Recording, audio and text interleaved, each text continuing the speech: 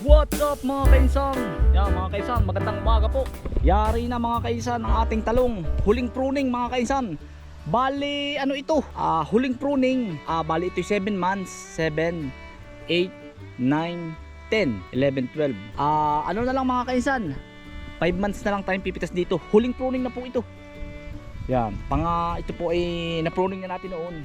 Pinruning po uli natin ngayon. Kaya po tayo nakasalamin mga kaisan. Tayo po yung magagrass cutter. Yan yung ating kamote. Yan oh. Malago na ito. Titingnan, susubukan po natin kung ito'y malaman. Pero ito wala pa ito. Bata pa yan. Yan. Tayo po atin pong gagrass cutterin yan mga kaisan, yung pag-itan. Wala na po ito, wash out na po. Yan. Tapos ay siguro mga mga kainsan by October, mga ganyan, or patagalin ko lang ito ng mga 3 months. Bugbog na po ang lupa nito eh. Baka po papalitan natin ng ibang variety. Siguro pipino po ito. Lahat pipino or kamatis, kapamilya niya eh. Pipino or sitaw or basta hindi kapamilya ng ano. Yan si Utoy po nagpo-pruning. Tayo naman po ay magagrass cutter. Ba, makaludin mga kaisan. Huling pruning. Pagkita po ninyong maliliit na ang bunga, parang naliit na, ay inyo pong pruningin na. Para bang napapansin ninyo parang mahina na. Pruning lang po ang katapat niya, kagaya nito. Malalaki po siya pero naliit na po ang bunga, napugok. Mapapansin naman ninyo. Tapos yung mga dahon niya naninilaw. Pruning na po yan lahat na. Ito, na okay pa naman po ang bunga niya, kaya lang mas maganda po yung pababatain mo. Toy. Good morning. Sulo ko ngayon ano Toy? Si Kuya Erwin ba may ano? May fire ano sila ano? Siya nga. Kahapon siya sulo ano? Ngayon na may sulo ulit. Ikaw naman na sulo. Yan ang pag ano sabay-sabay ano Toy? Kasabay pa lang pag-harvest ng sili din yan. Yan ito yung mga 2 linggo harvest na ulit tayo dito. Oh, madali din. Yan si Miko po. Siya daw ay nag-asikaso ng kanyang sa bata mo ba ito eh? Birth certificate? Legitimate ba yun? Pero nagkaigi na? Hindi. Kailan uli? Lunes. Kukuha ako nung... Di Lunes. Lakarin mo uli Utoy. Unahin mo yun. At yun ay importante ay. Gumawa kami kahapon ng ano? Ng... Certificate ng birth certificate. Lunes naman nakakakuha pala. Lunes.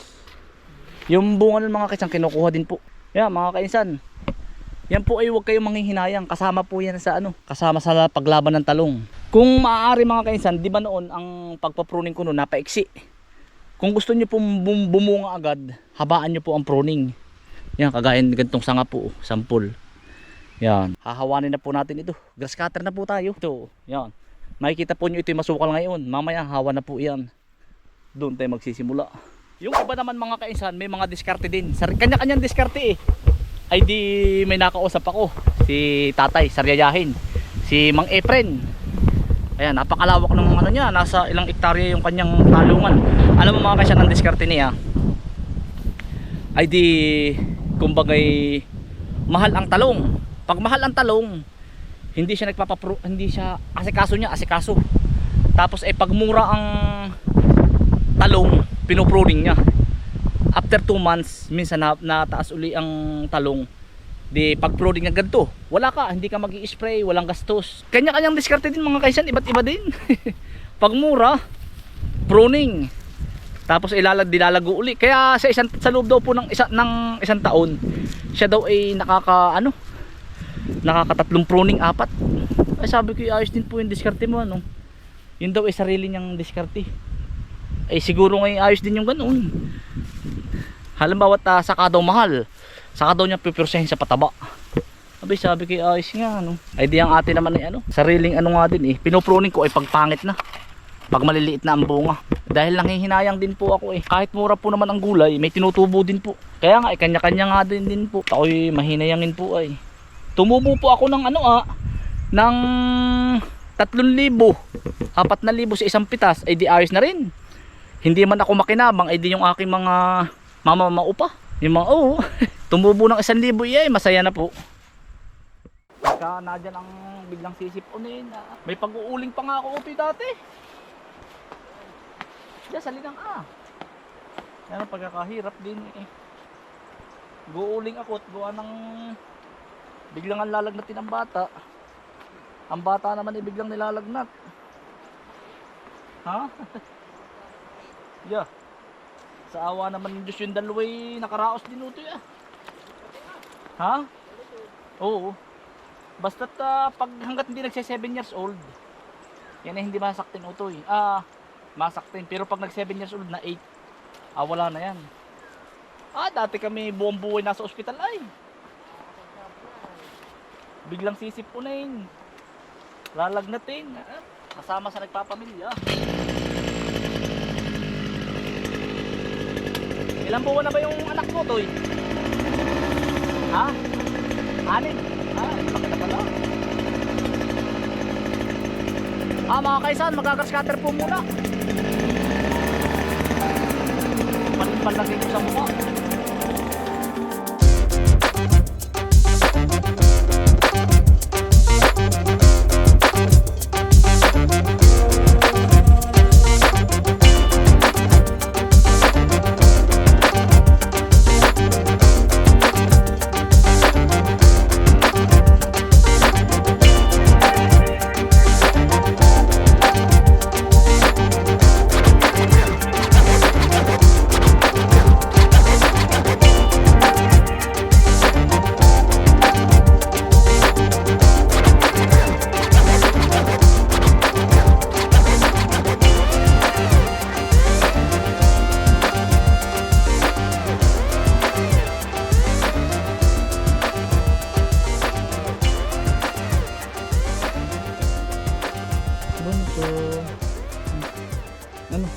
Magod ka. Mga kaisan. Bale, yan, ari po ang ginagas cutter natin, kakaunti na. Yari na po ari, Yan. Gas cutter natin po yung pailalim. Tapos pa-sprayan po natin ng one side. Yung pong sa damo. Yari na po yung paparito. Yari na po natin yan. Tapos ay dinin na po tayo. Kakaunti na mga kaisan, mga 1 oras pa. Yari na tayo.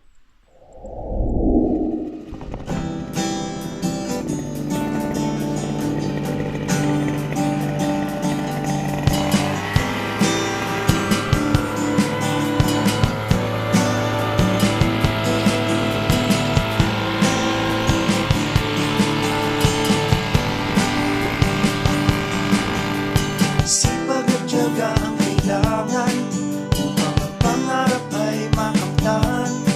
Sama-sama tayo't walang iwanan.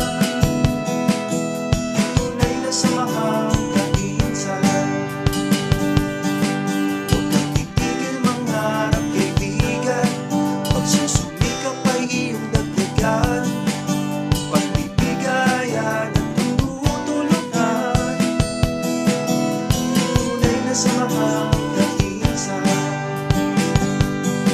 Tara na mga kainsan, mangarap tayo ng walang hanggan.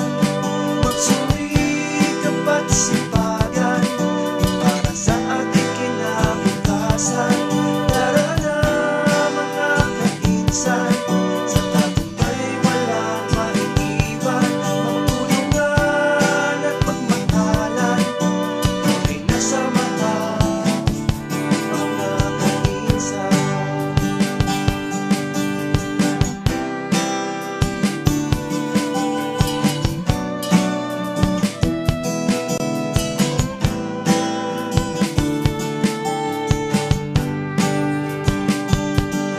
Lahat ng bagay ay mayroong hangganan. Habang ika'y buhay ay may paraan. Lahat ng problema ay may katapusan. Huwag kang susuko, mangarap, kaibigan. Hindi madaling makuha, kaibigan. Dugo at pawis ang kailangan. Walang tigil hanggang mapagtagumpayan ang mga pangarap natin kainsan.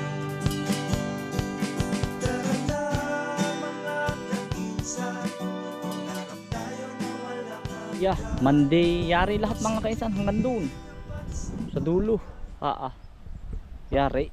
Pati po aring isang luang na ari. Yari na. Yeah. Inapalaban ang grass cutter natin. Yari na po ari. Yan. Ari, grass cutter na rin po yan, papalabak. Yeah. Yari.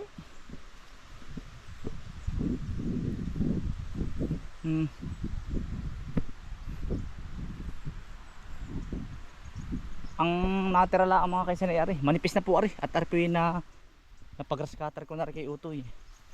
Ari, kahit po ari mga ilang araw pa.